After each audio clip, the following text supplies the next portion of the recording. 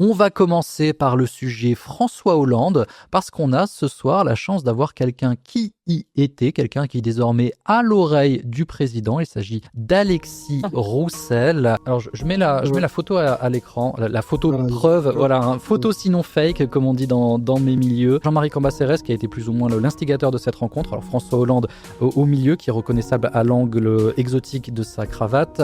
Jacques Favier derrière, toujours l'air très sérieux. Sébastien Gouspillou avec son sourire lumineux. Richard Détente, très bien habillé. Alexandre Stachenko, un petit peu en retrait. Ercovici, de Surfing. Oui. Oui. Écoute, on est rentré, on était assis autour d'une table ronde. François Hollande, il était vraiment à l'écoute. Il a posé des questions, notamment la dernière question qui était la plus intéressante, évidemment, c'était quid de la géostratégie, hein, quelle est l'importance de Bitcoin au niveau géostratégique.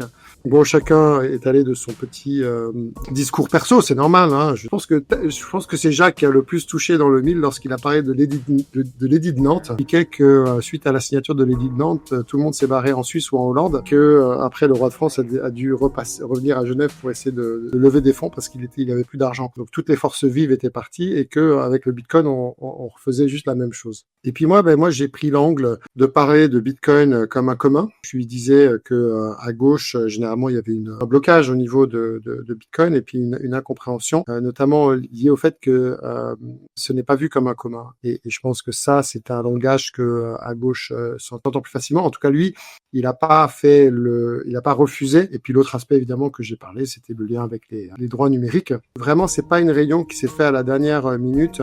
Je pense qu'il y a une véritable stratégie de l'entourage de François Hollande de vouloir écouter vraiment les gens qui s'y connaissent, voilà, et de prendre de position dogmatique tout de suite.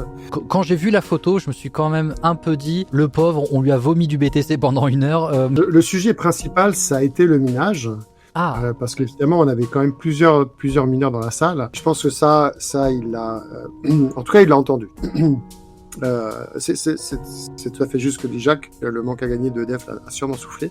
Ça va obliger maintenant la gauche à se positionner de façon plus intelligente, parce que là, moins dogmatique, parce que là, tu as quand même un des leaders de la gauche française qui fait l'effort de rencontrer les gens, les écoute. Alors si on veut faire un petit peu d'analyse politique, il n'y a pas eu prise de parole officielle de la part de François Hollande, mais il a tout de même accepté d'être pris en photo. Et si j'ai bien compris, on m'a dit que c'est lui qui avait demandé à faire la photo. Oui, absolument. Bon, après, c'est Jean-Marie Cambacérès à côté adore les photos, il veut tout le temps faire des photos de tout, donc je pense que c'est un peu l'habitude de la maison. Fun Radio, le live.